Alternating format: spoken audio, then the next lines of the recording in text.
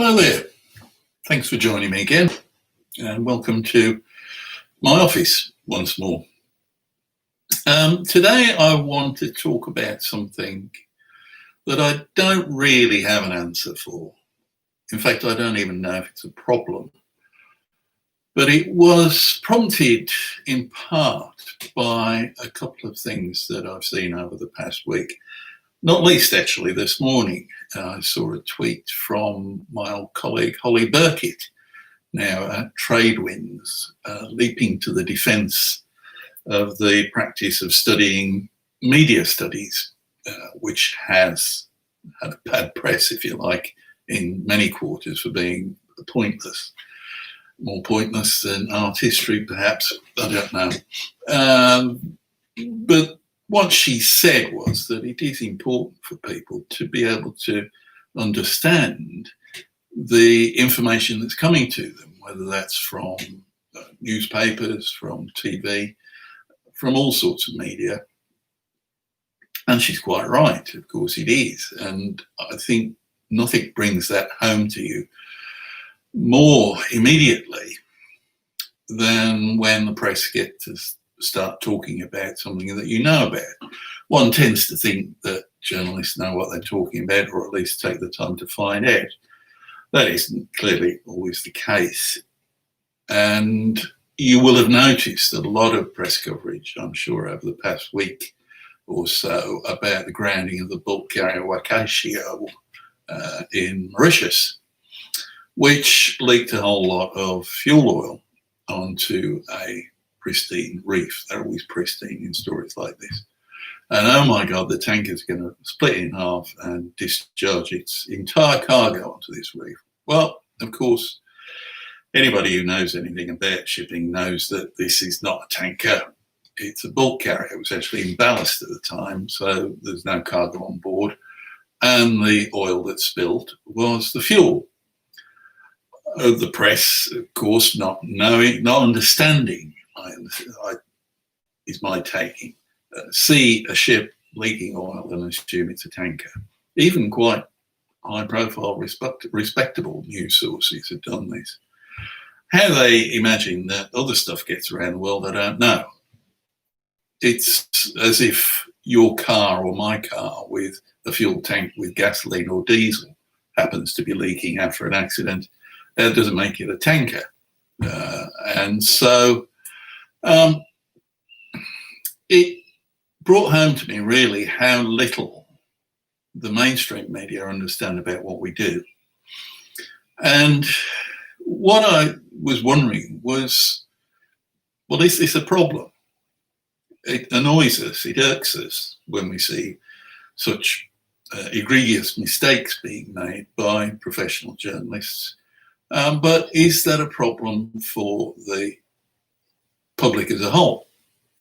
Because if the media can't get it right, how can individuals out there in the real world expect to understand what we do and the whole business of moving dangerous goods around the world? Well, I dare say they don't. And again, the lockdowns and disruptions to trade caused by the COVID-19 pandemic have alerted us to the fact, as if we didn't know already, that the public at large don't know where their food comes from. They don't know how it actually gets to the shelves in the supermarkets. They don't know how the beans or the squash that I bought online was delivered this week, managed to get here from South Africa, along with all sorts of other things, or the green beans from Guatemala, or the figs from Peru, or something. I'm giving you an idea of how we eat during lockdown, by the way. And I think we tend to think, we in the industry tend to think that, oh, that's not a problem. That's just stupid Joe public not knowing, not taking the effort to know. And occasionally it does cause problems, I'm sure, when policies are made on the basis of inadequate information, and often, as happens certainly with more populist politicians, react quickly to what they see being written in the press because they assume that that reflects public opinion, and they need to be on the side of public opinion. And of course, it also takes me back to the idea of GHS, the globally harmonized system of classification and labeling of chemicals. Now, if you remember, the idea of GHS, or one of the ideas of GHS, was to be able to give people the information they needed to make informed decisions about the products they were using, about the hazards they present, about how and whether indeed they should use those particular products in their home and how to do so safely. Now, fortunately, they designed a whole set of hazard communication items, pictograms, and sets of words that should, theoretically at least, give that information. They also redrew the material safety data sheet into a safety data sheet that had lots of information on. Now, I'm sure a lot of you watching this will have read the odd safety data sheet. I know I have. And frankly, if you don't have a degree in chemistry, you're not going to get that far with it. So you can see why the hazard communication elements were designed to give people without that expertise some idea of what they were handling. And yet, the impression I get is that the public at large don't know what they're handling, and they don't know the risks of the stuff that's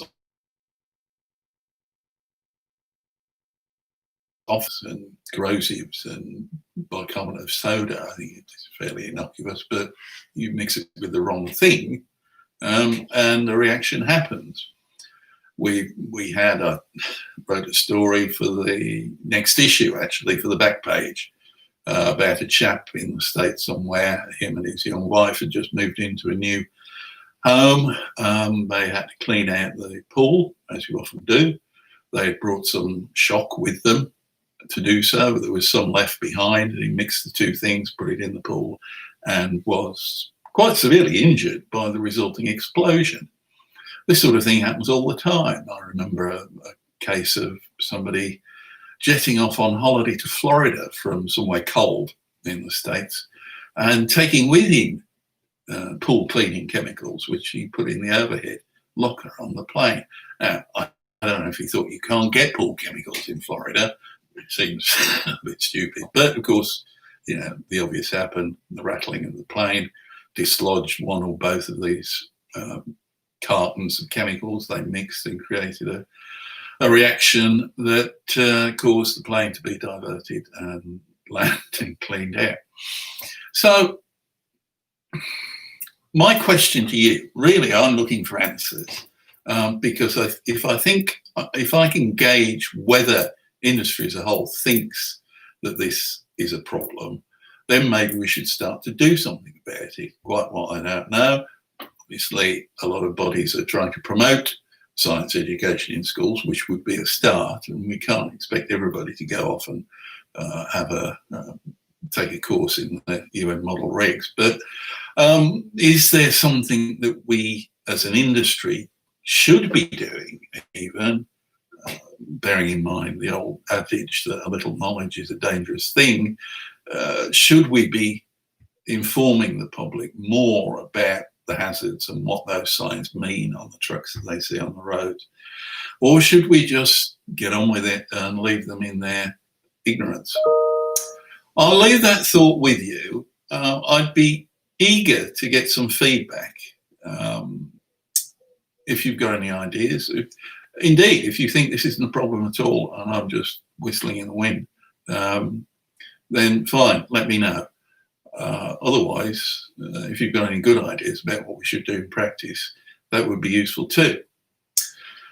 Thanks for paying attention. Thanks for being here. Thanks for watching. Next week, I think I am going to talk a bit about competency-based training and assessment, which is coming soon to an air handler near you. So look forward to seeing you next week. Take care. Stay well.